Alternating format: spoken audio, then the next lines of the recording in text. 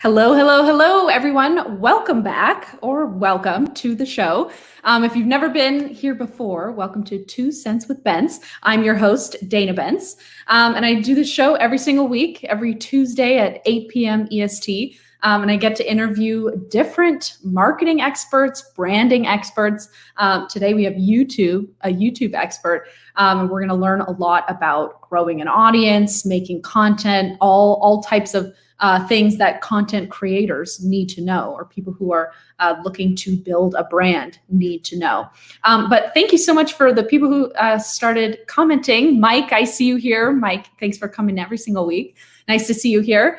Shellys in the comments. Hey, Shelly. And I see Atahib. Thank you for tuning in. How are you? I'm doing well. I hope I pronounced your name right. Thanks for tuning in. But if you have any questions for my guest tonight, let me know in the comments, because I'm not the only interviewer here. You can be the interviewer too. But a little bit about my guest before I bring her on. We have Shelly Saves the Day joining us today. And Shelly is a YouTube certified content creator from Seattle. And I love this about her bio. She says her goal is to make the world of YouTube less scary. And for those of you who make YouTube videos or have tried to grow a YouTube channel, you know that the world of YouTube is crazy. It's scary. When you look at your YouTube dashboard, there's like so many things going on. So it's going to be really nice to hear from her how she makes the world of YouTube seem less scary. I know for me, I'm just beginning my journey of having a YouTube channel. I'm almost at 200 subscribers. So I'm hoping she'll help me make my YouTube a lot less scary. But also she helps people. So she helps people build YouTube channels. And she also helps them create content. So we're going to get to talk about content today too. Gain confidence and hit publish. I love that. So she has so many audiences. She's on TikTok. She's on YouTube. She has millions of audience, millions of views on these things. And one thing we were just talking about backstage is how she has so many views on Giphy, which is so funny. So we might get to talk about that in this episode. But we have a lot to cover. We're going to talk about how to grow an audience, what kind of content to make, editing videos, which is really important. She's an expert. And then we'll take live viewer questions if you guys have them. So without further ado, Shelly, welcome to the show. Hi, thank you so much for having me. Happy to be here. Absolutely. Yeah, I'm so glad you're here. So for the people in my audience who haven't seen your YouTube videos or who don't know what you stream about, what your content is about, can you give a brief background on who Shelly Saves the Day is? Yeah, so I have a YouTube channel and it's focused on two things. It's either video editing made easier or YouTube explained simply. So it's really about kind of getting rid of all of the obstacles that make it so you are just afraid to be on YouTube. So whether that's not knowing how to understand analytics or how to do a thumbnail or actually how to edit, that is what my channel is there to do. It's to really help cultivate and create new creators. I love that. And I think I like that you focus on like making it less scary, because I think that's what holds a lot of people back from making content. That might be the biggest thing that holds people back. It's like, always fear. Oh yeah. Yeah. Fear of what other people are going to say, fear of like your own self, like doubt because you think it's not going to be good enough. And you're like, yeah, it's always that. Right. Oh, how neat. So that's like really what got you started. That like you knew you had to help people in this way because you knew this was such a big problem. It was a way to get, like, it took a while to get there because I actually, if we went way back into the like past of my channel, it actually had started out as a beauty channel. So, and then No it kidding. evolved into Oh, how other, fun. like, and what it is now. How fun. And I want to talk about niching in a bit, but did niching have some like was that one reason like you decided okay, like I have this maybe broad content that I make and now I want to like get closer to my niche of helping people with YouTube? It's actually interesting. I had a beauty channel with a friend of mine, and we were actually a beauty channel, and it was because of the confines of niching that I felt like I really wanted to break free and have this channel. Ah, So it's actually the opposite effect. Instead of, people are just like, go down, down, down into something right. smaller and you'll find this audience. And I was just like, no, I hate this. I don't want to do this. I am more than this. And then it became, yeah, that's not as interesting to me as like actually helping someone get out of their own way and create a channel. So it evolved over Yeah. time. For sure. Yeah. Oh, how neat. And so I just want to, before we talk about the things we're going to get to talk about, I just want to compliment you on your setup, your background, your Thank you. camera quality is just like amazing. What kind It of took a camera are you while. It took a using? while to get to this setup, believe me. Yeah. So, and it's always, I think, it's always, especially when you're streaming, it's always a tinkering thing. So this is not the Yeah. usual camera I use, but with the big, the Mac OS update that happened, like it wasn't recognizing my camera. So it Oh, seems like no. whenever you're streaming or doing anything or YouTube, it's always, well, if it's not plan A, it's plan B. And like, I was down to like plan N, Oh, no. but I was like at 3 different webcams and 2 cams. So, I mean, thank you, because it's definitely taken a lot to even get to this point. But currently I'm Yeah. using the Panasonic Lumix, like the G7 with a different lens on it. Okay. So that's what and then the Very Shure cool. MV51 mic. And then everything that's actually in my background is stuff that's sentimental to me that's been built up over the years. So. Oh, I love that. Yeah, I'm sure it's definitely like over time, like Oh, yeah. slowly. It's like one thing at a time. Yes. Like you can't Yes, just for sure. like jump right in. Yeah. Jump right into all of it. Right. And Beauty Bubble, thanks for tuning in. She says, yeah, for a beauty channel. I love that. Beauty channel for Beauty Bubble. I still have a beauty channel, like a separate beauty channel, but like I know, like I knew even when I was doing beauty content, I was never going to be the person to teach you how to do something. I was the girl that had an opinion out of like what came mailed to me out of a beauty box. Like I know my place. Like that wasn't me. I love that. Oh, that's so fun. So you're still doing that channel too? Yeah. And I do definitely recommend Fun. sometimes having separate channels for your interests so you're not confusing people on your main channel. Yeah, that's a good point because we've actually seen that from where I work, our StreamYard channel. We just started releasing content in other languages, and we're thinking that another channel is going to be better for that, just to not confuse your audience members. Like, I might not want to watch content in Spanish, but I do want to watch content in English, and vice versa. So yeah. That makes sense. That's where you differentiate. Well, even tutorial channels are really, really difficult, especially like that's why sometimes I think like cartoon tutorial channels tend to do like very well. Ones like where it's not like a real person mouthing the words because like it's really easy to overdub that or like have subtitles or whatever in different languages. But it's really hard when someone is on screen speaking English to like translate that into like Arabic or some other language that just doesn't have any of the same sounds, Good point. Yeah, good point. And my E-Class Invite says, hello, ladies. Hello. Thanks for tuning in. How fun. So we're going to talk about growing an audience. So as someone who's grown an audience, now you're on multiple platforms. If you're giving advice to someone who's like just starting out, like someone who comes to you and is like, Shelly, I need to grow an audience. What are your tips for them on growing? Well, one thing, just to be very, very clear, I highly believe in never being like beholden to any one platform. And so that's why I absolutely went out and I want to be on TikTok. Yes, I want to be on Instagram. Yes, I want to be all the places because you never know when you're going to have a moment like Vero where it just shuts down or you have, like a Vine and it shuts down and you're not able to successfully make the jump from, the Vine audience to a YouTube audience, which a lot of them did not. And so if you think about it, like, all of those places are not places that you own. So you really owe it to yourself when almost every single one of those sites is going to allow you to upload for free to be on them. But I think one thing that people get wrong is they just put the same content on every single one of those platforms when in reality, you sometimes have to know a little bit about the platform that you're on and respect it and respect some of the rules of that platform.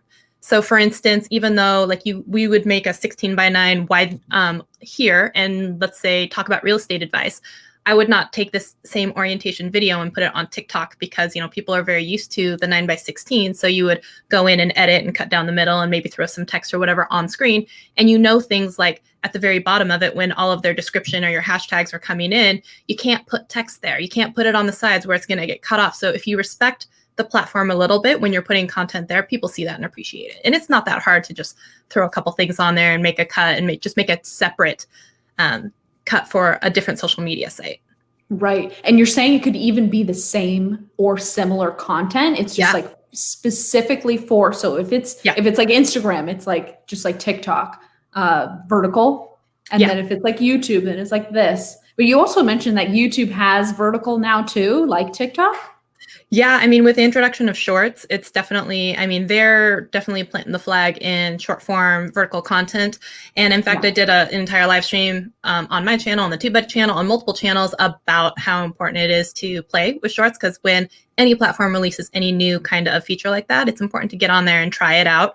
And they want to push and publish people, who are actually using those features, like when it was live, when it was all of those things. So shorts is no exception, but vertical video, even in the last couple of years, has really started to take off as well. And so before, where it was like in a landscape format and it had those black bars on the sides, which was awful, now they actually fully natively support it, and it will take up your entire phone screen, which is great because the one thing that does is it stops people from scrolling on to the next thing, reading the comments when your video takes up the entire screen.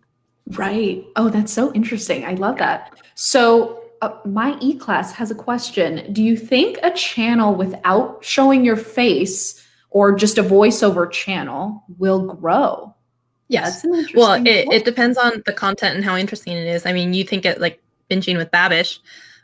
He's amazingly popular and he's never not really intentionally shown his face too much. Or if you have the You Suck at Cooking, another cooking channel, which I don't think he has shown his face very much. Andre I don't know how to say it, Turbai or something like that. He does a lot of animated and cartoons and stuff like that. His duck figurine is actually more popular than he is. And there's a lot of that happens where, yeah, absolutely, it can be.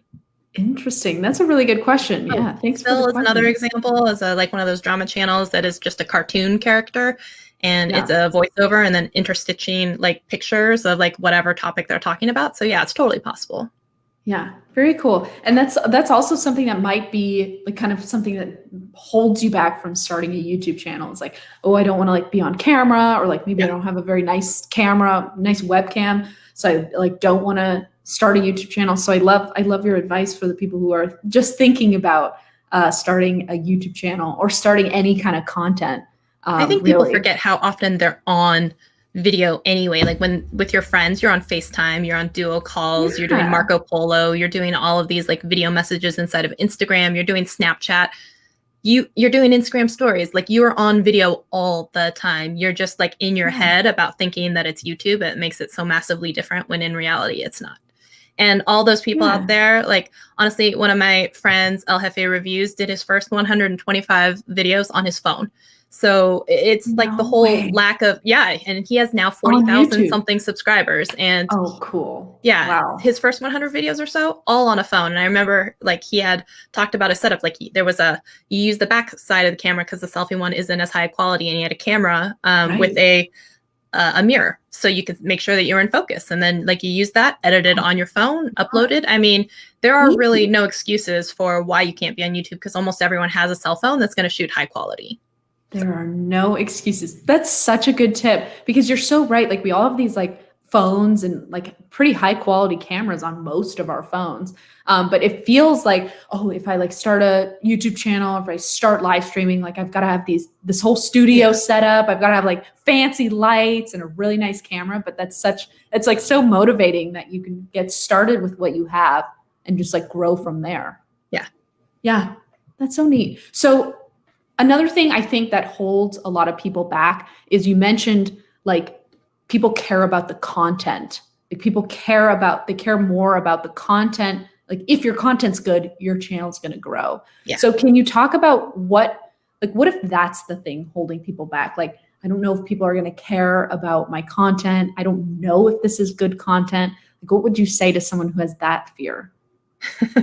I would say you don't have to be the expert. You don't have to be the know-it-all. You just have to have the answer of someone who might have the question. And it could be something as simple as, so I had done this TubeBuddy live stream. They were doing a fundraiser, and one of the people, as long as you donated a certain amount of money, I would do a channel review for you and film it and put it on my YouTube channel as a private video and send it to them. So in the middle of sending it to this person, I was like, oh, I should just record my screen on what it means to actually share this video privately with someone. 14,000 views, because I cannot tell you how many people have been like, oh my gosh, I could not figure out how to do this. It's nowhere. And I'm just like, this is such a simple, like nothing thing, but it's important to a lot of people. So I would also like put it in perspective with, you don't have to be the expert at anything. It could just be though that you're 2 steps ahead of the person who's asking the question today. And if you don't try and present yourself as like the expert and be like, this is the only way to do it, you could be like, this is a way to do it. This is something that has worked for me, and you can make it personal. Like, this is something that I like. And if you think about that, it's like the opinions, right? If you're like, I like marshmallows, you're not going to have a whole bunch of people come out here and just like screaming at you about that. You know, it's just like, but that's an opinion. This is personal to me. It is YouTube. It's my tube. So I can like marshmallows. And I was just looking to see if anyone else likes marshmallows. It's kind of like that. It doesn't have to be that serious, especially when you're new and in the beginning. Most of the time you're going to make videos and no one's going to watch them. So that's the time to really experiment, throw it all out there anyway. Oh, that's such a good point.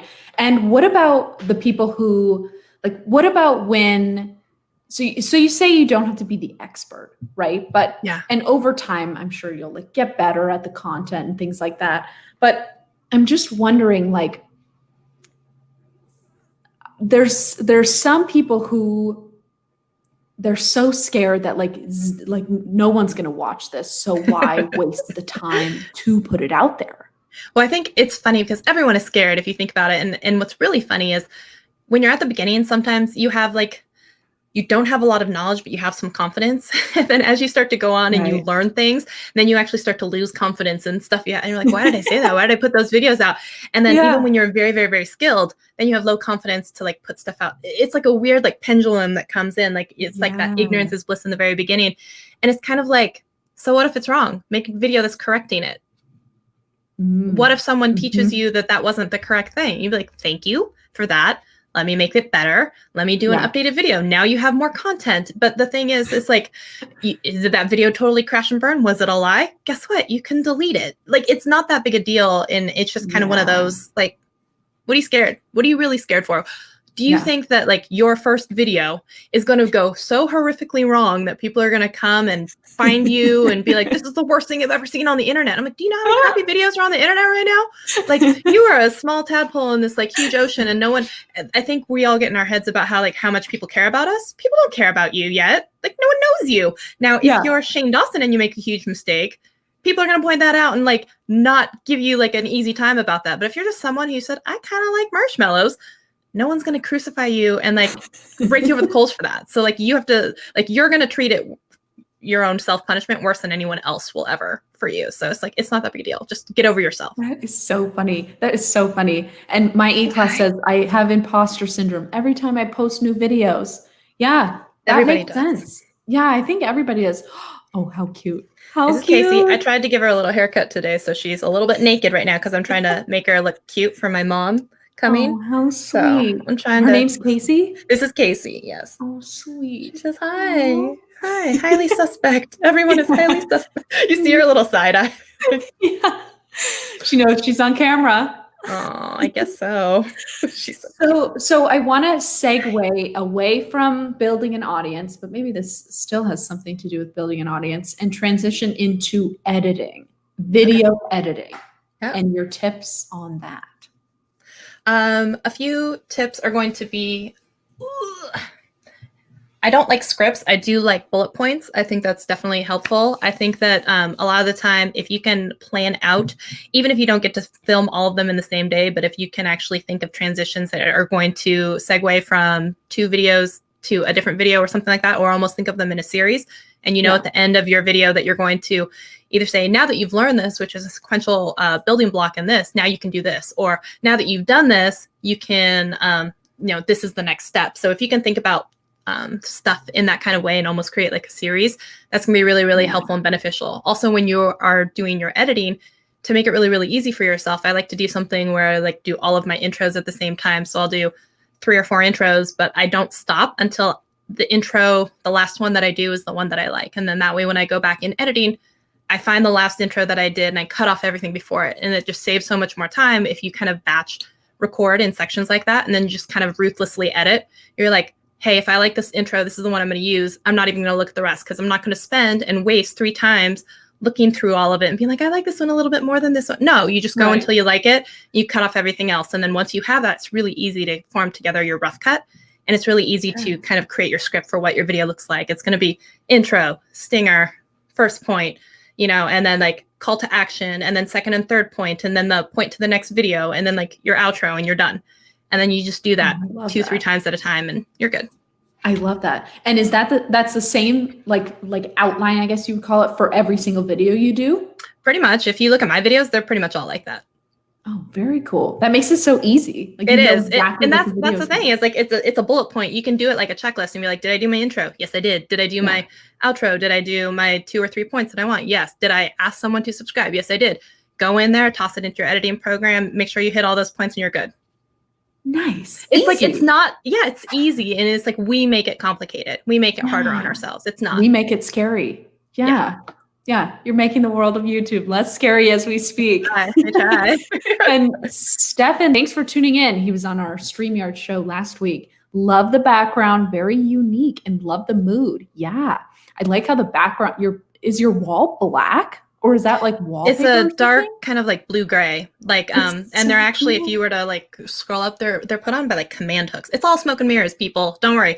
It's like command hooks that are hanging the little grommets, you know, like curtains. They're blackout curtains, and then they have the little fairy lights like from Amazon. It's all in my. If you were to look at my videos, I list like everything. I don't hide anything. Like I tell you which lights I'm using and like what's on my background.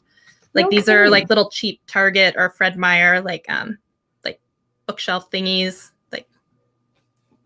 It's all it just looks nice, right? It just looks nice. I know. It just looks so, it's like so put together, and it's also, your lighting's also awesome. Like you're the perfect color and you're not too shiny, and like, and the background's not too light, you know, but you can see it. Stefan's a fan. So am I. Oh my gosh. You don't even know. Even when I switch to this, because I usually shoot with my Canon camera, which is my favorite. And this is a not. And so I've been messing for the past like 3 days, and you can even see some in my live streams with, I'm trying, man. Like, so it's nice that you said that, because it's been a struggle. So yeah, well, I know what you mean. I recently moved, so it's like setting up the whole studio a second time. It's like, oh, what a nightmare. Yep. Too much work. It is. Okay, so back to editing. So we talked a little bit about the outline.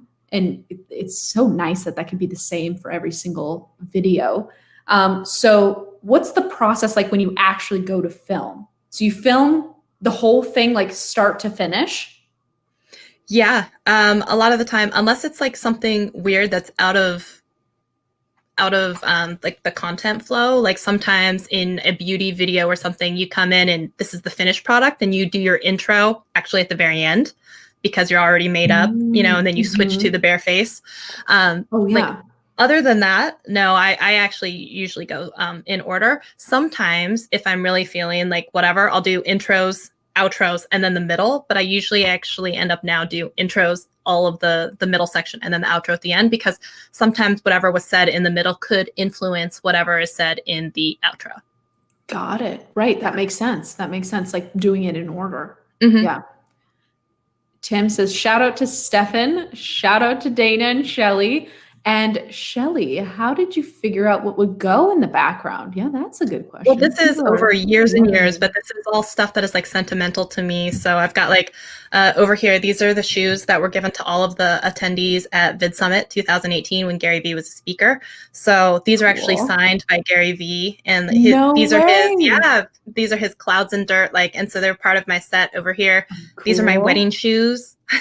You know, like this vase over here is from my from my gift registry. This one over here, this is that housed all of the cards and everything from our wedding reception. Like, oh my gosh, this, that's so like awesome. Everything is all very personalized and special to me. So like, this is like a flower box that my friend gave me for my birthday. So like, there's a story behind everything that's in my shelves.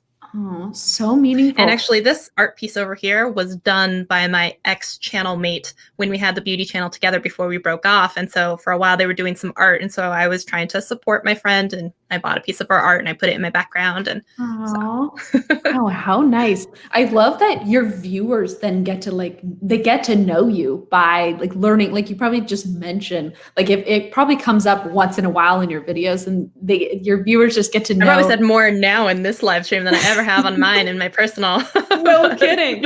Except for maybe the shoes, because like people recognize the shoes. I'm like, oh yeah, that was from the Bit Summit. Oh, But other yeah. than that, people Yep. don't really, they don't clue in on it. So it's kind of one of those, like, No if you're around kidding. a long time, you'll get to Yep. be in the know. And in fact, these pineapples are actually kind of a funny story, because like one of my most popular videos is about iMovie, and there's like a pineapple in there. And I was like, oh my God, how many times did I see pineapple? But like my friend was also, I was like, pineapples are like, you want to be a pineapple because you're like, you may be prickly on the outside, you're sweet on the inside, and you wear a crown. And I'm like, I am a pineapple. So now I'm like, I like so pineapples. Funny. Oh my gosh, that's so funny. Tim says, shout out to your shoes. Yeah. Oh, Tim, thanks for tuning in. So Bobby has a question. How can I get a big audience on YouTube? Make videos. You make more videos. Whatever the answer is, always make more videos, and make more videos that the audience actually likes and wants to keep watching. And you can know what they like by looking at your analytics. But yes, make more videos is always the answer. Make more videos. That's a good answer. So I want to, our last topic, I want to follow back up on editing and how you help people edit their videos. Can you talk about the course that you have? Yeah, I actually just released my first e-course. I've been packaging up everything that I know about iMovie. I put it out in a course. It's called iMovie Made Easy. I'm calling it the most complete and comprehensive course there is on iMovie, unless you guys know of one. Prove me wrong, and then I will change my tagline. is kind of like that open challenge I have out there. And It's basically, I will take you from 0 to very, very comfortable. I've pulled in all of my tutorials from YouTube. I even like recut them, took out all of the subscribe stuff. Like it's just the tutorial stuff. I did screen presentations where I'm on screen and taking you through it. I mean, it's a good 6 hours.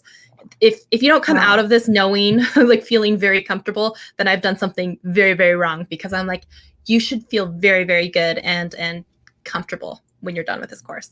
Wow. Yeah. Wow. That's pretty incredible. And like very helpful to people just starting out, because I'm sure, like, I know for me, iMovie was the very first thing I touched when I had to edit something. I really like live stream better because you don't have to edit. I do love live streaming too. When you actually have to like sit down and like edit a video, iMovie, it's just like, it's, first of all, it's free. It's built in to your computer. So it's just like easy to get started on. So that's a great, it's so nice that you like broke it all down, because it's not too easy to use, but like once you slowly get familiar with it, then it's like, it starts getting easier, but it's so powerful that it's like very important. And people like think it isn't, and or people try and like poo-poo all over it and be like, oh, that's not a real editing. No, it's a real editing program. And if you're like patient or you know some stuff, like you can make stuff look very, very good. I know people who got to 1 million subscribers using iMovie. It's not that big a deal. You can do it, So I think people, it's just like when they say, well, I won't get big until I have a better camera, until I have, whatever equipment, or I have like Final Cut Pro or Premiere. And I'm like, no, maybe it's because your videos aren't good. It has nothing to do with the fact you think the $700 camera is going to make your story any more effective. It's not. You think that like having a $300 editing program is going to make it so people want to watch. No, if you don't have an enticing story or something that you're teaching them, it's not going to help you. Right. And in fact, if anything, like before anyone is going to go out there and spend money on a huge camera, I'd be like, just use your phone. And I would just say, spend the money on a better microphone and lighting, because those things combined can make that experience so much better. You can have a $3,000 camera. If you don't have the proper lights for it, it's going to look awful. And your iPhone will have looked better. So if you don't know anything about that, like the $3,000 lights, because using the Kino flows is not going to make more people come to your channel. That's not what does it. Right. Oh, that is tough love, Shelly. Oh, yeah. Anyone who has like me as a coach, because I do, consulting and coaching, I tell them right, like at the very beginning, I'm like, if you're looking for a rah cheerleader, like everything is sunshine and rainbows and like, absolutely. I am not your coach. I am the person, I will celebrate you when you have like wins. Absolutely. I'm here for it. But I am not gonna like come to your channel and be like, there's nothing I would change. You're doing absolutely everything perfectly, because no one is. I'm not. Even I can look at myself and tear stuff apart. So it's just like, a lot of people don't want that. You know, they want someone to be like, you're amazing, you're doing awesome, you're doing all the things, and it's just a matter of time. And I'm like, wouldn't you rather just have some tough love up front and be like, sorry, facts aren't feelings. Like, we're going to have to change some stuff. Because I'm like, if some people don't want that, then they don't want me as their coach. Yep. Wow. And you're not going to grow unless you're there telling me how to improve. You know, you don't know what to improve unless you have that tough love. Yeah. And that's why, you know, if you think about it, like there's a whole bunch of YouTube coaches, YouTube consultants, YouTube gurus out there, you know? And if you want some of the tougher love, sometimes you come to Roberto, Blake, or myself, right? Like we're a little bit more like matter of fact and frank. If you want like that kid glove, we're going to treat you really well from the very beginning and like with like love and hugs. It's like Nick Nimmin or Tim Schmoyer or, you know what I'm saying? Like, there's an audience and a perfect fit for everyone. And that's why I just like diets. Diets don't work for everyone. YouTube coaches, YouTube strategies, they don't work for everyone. Like you have to kind of like vibe with your right person. So I would just say that like once you find someone that you like and you vibe with and you understand the way that they teach and you like it, stick with them. Because I think one thing that really happens with a lot of new people is they're like listening to 15 people and like one of them was like saying, I need 3 hours of tag research. And the other one is saying, don't even put them in your description. And you're like, you get confused again. And when things are confused, you don't act. And that's the thing is you don't actually do or grow or become anything until you hit publish. That's the whole thing is like, no one is a YouTuber until they hit publish. They're a YouTube viewer. They're a YouTube wannabe. You are not a YouTuber until you hit publish. So you have to do it a lot to understand what works, what doesn't work for you. And that's the biggest thing I can say is you always keep going, hit publish, keep going. And then you assess. You assess after that. You improve video to video. Like you get better, you take your editing course, you learn how to edit better. You just make more videos. You get a YouTube coach who tells you what to do better on. Yeah, that's such a great tip. I love that. I love all your facts and all your help that you're giving people, Shelly, about YouTube, because it is something that's so scary for so many people. And that's what drew me to your bio so much, like making the world of YouTube less scary. Right. And you've given us so many tips. If you listen, and I think it's easier to like listen to 15 people and then be like, oh, this is why I'm not successful, as opposed to like, you gotta zero in sometimes and be like, you just gotta try it. You're like, oh, I made one video, I'm not successful. I'm like, no, sweetie, you gotta put in 100 videos and then we evaluate. Like there's a difference. So like I said, I'm the tough love person. If you want tough love, you come to me or Roberto. I love that. Well, Shelly, we are out of time. This has been such a fun episode. I feel like I have so many like clips of all your tips. So thank you so much for being a guest on today and sharing all your tips with my audience. Absolutely. Thanks for having me. Yeah, it was so fun. See you soon. Okay. Bye. Oh, she is so full of energy, and I just love all her tips on YouTube. Growing an audience. We talked about content. We talked about starting out. Thank you for the people, my lovely audience. Thank you for asking questions. It's so much fun when you get to ask questions to Shelly. So if you want to subscribe to Shelly, and I highly recommend you do, I've been subscribed to her for a little while.